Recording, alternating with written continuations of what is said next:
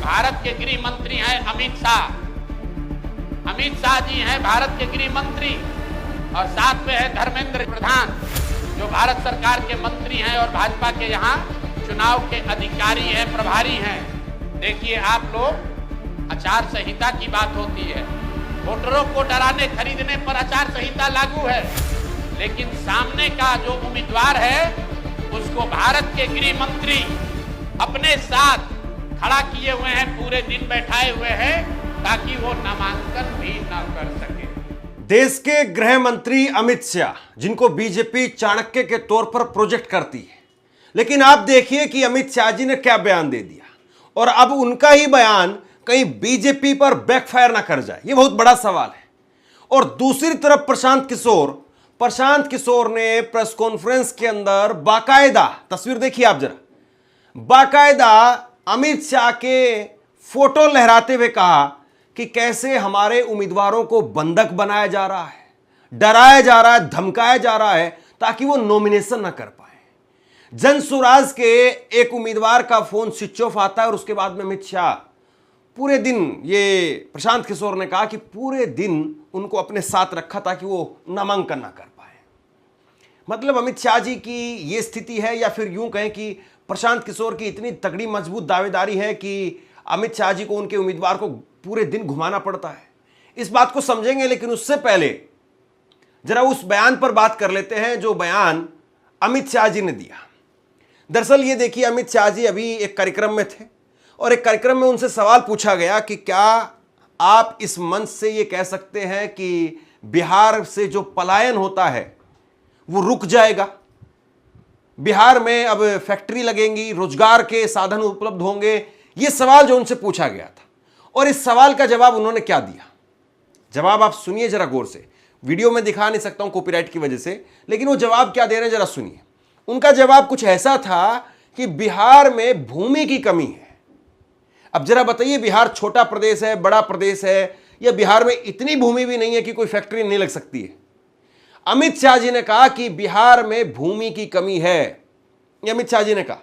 और इसके बाद में उन्होंने कहा कि कोई भी फैक्ट्री या कोई भी बड़ी इंडस्ट्री चाहिए तो उसके लिए बड़ी भूमि भी चाहिए, इसलिए बिहार में बड़ी इंडस्ट्री लगाना वो संभव नहीं है या उसके लिए परेशानियां हैं। हम बिहार को एआई का हब बनाएंगे। अब यहां पर दो बातें समझिए आप। पहली बात तो ये कह रहे हैं कि बिहार के अंदर भूमि की कमी है, बड़ी इंडस्ट्री नहीं लग सकती है। क्या ये व्यवहारिक तौर पर आपको ठीक लगता है? क्या बिहार में 5-7 ग्राम पंचायतें, 10 ग्राम पंचायतें अगर एक साथ आए, अगर ग्राम सभा की जमीन दें, तो क्या इतनी जमीन भी नहीं होगी कि वहां पर एक फैक्ट्री लग सके? या 5-7-10 गांव जो है वो बिहार के लिए क्या वो जमीन नहीं जुटा सकते हैं? क्या सरकार के पास में जमीन नहीं है? सरकार के पास में भी जमीन होती है, और सरकार वैसे भी तो लीज पर एयरपोर्ट, पोर्ट, दुनिया भर की चीजें, बनी बनाई चीजें दे रही है। अडानी साहब को आप देखिए कि नई दिल्ली का रेलवे स्टेशन वो लीज पर मिल गया, और बहुत सारी चीजें वो लीज पर मिली हुई है। कई एयरपोर्ट जो दनादन तरीके से चल रहे थे, जो बम्पर कमाई कर रहे थे, प्रॉफिट में थे, बने बनाए थे, सब कुछ था, वो लीज पर मिल गए। तो मतलब बना बनाया स्ट्रक्चर, जो सालों का स्ट्रक्चर है, सरकार का स्ट्रक्चर है, बड़ा ढांचा है जिसको सरकार ने तैयार किया सालों पहले, जो पॉपुलर है, जो पैसा दे रहा है, इनकम दे रहा है, उसको आप लीज पर दे देंगे। और जहां जमीन से जाकर के चीजों को तैयार करना है, वहां पर आप कह रहे हैं जमीन नहीं है, भूमि नहीं है। ये किस तरह की बात है? और दूसरी बड़ी बात, वो कह रहे हैं एआई का हब बना देंगे। अब जरा ये बात भी समझिए आप। एक तरफ बिहार में आप शिक्षा को लेकर के, गरीबी को लेकर के बार बार जो है वो ये कहते हैं, खुद मुख्यमंत्री कहते हैं कि बिहार को विशेष राज्य का दर्जा मिलना चाहिए। यानी शिक्षा उस लेवल की नहीं है कि बिहार जो है वो बहुत प्रगति कर पाए या बिहार के लोग वो सक्षम तरीके से नौकरी कर पाए। हालांकि बिहार से आईएएस आईपीएस खूब निकलते हैं, लेकिन वो वही निकलते हैं जो घर परिवार से सक्षम है, या फिर बहुत जनूनी कोई है तो वो निकल पाता है, सामान्य तौर पर आदमी नहीं निकल पाते हैं। तो दो बड़ी बातें हैं यहां पर। एक तरफ आप जमीन की बात कह रहे हैं, तो जमीन की बात कितने गले उतरती है आप लोग बताइए। दूसरी तरफ आप कह रहे हैं कि एआई का हब बना देंगे। अब एआई का हब बनाने के लिए ऐसा तो नहीं है कि बिहार के आदमियों के ऊपर जादू की छड़ी घुमाई जाएगी और वो सब जो है उनकी ब्रेन वो ऐसी हो जाएगी कि वो एआई के अंदर झंडे गाड़ देंगे। अब आपको कोई कहे, मुझे कोई कहे कि भैया आपको एआई के लिए काम करना है, क्या ये रातों रात संभव है कि आप एआई के लिए काम कर पाएं? या ये मेरे लिए संभव है?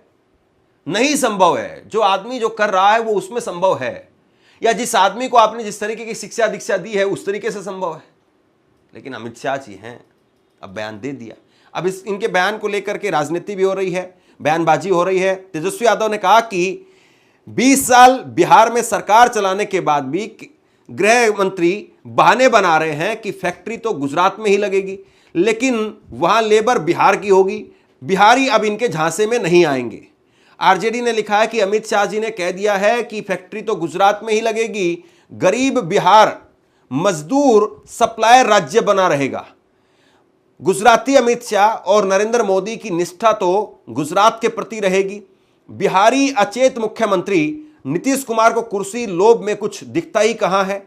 बिहार वासियों को बहलाने के लिए अमित शाह ने एआई का झुंझुना थमा दिया है, लोभ से इसे बजाते रहिए।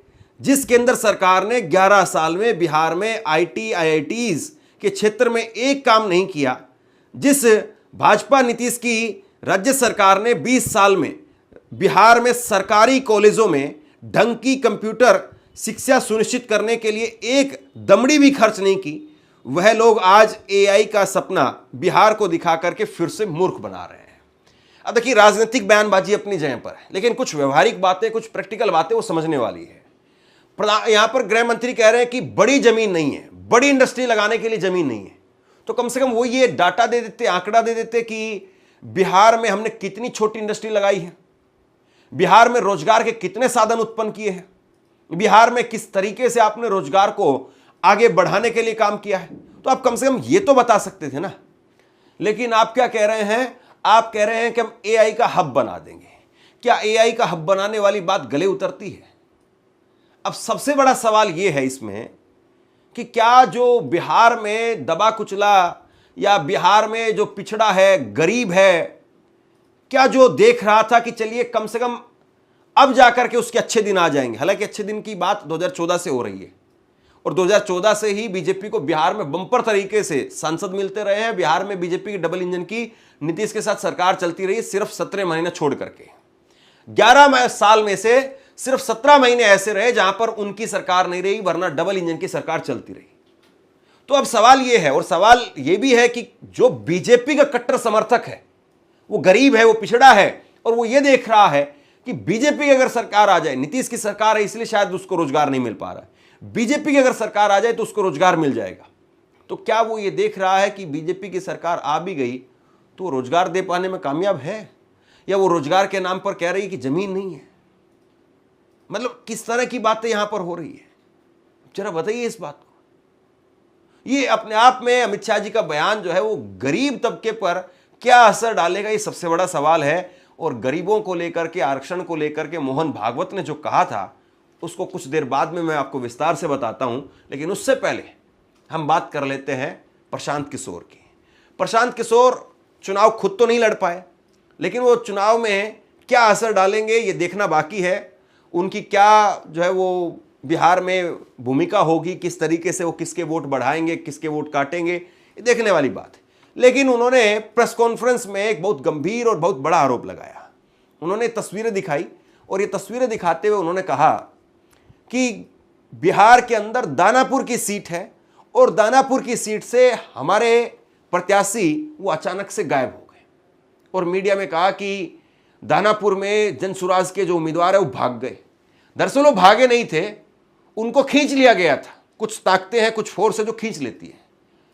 यहां पर प्रशांत किशोर ने कहा कि दानापुर में हमारे जो उम्मीदवार थे अखिलेश, जिनको मुटुर शाह कहते हैं, अखिलेश मुटुर शाह वो अमित शाह के साथ में थे, उनका फोन बंद था।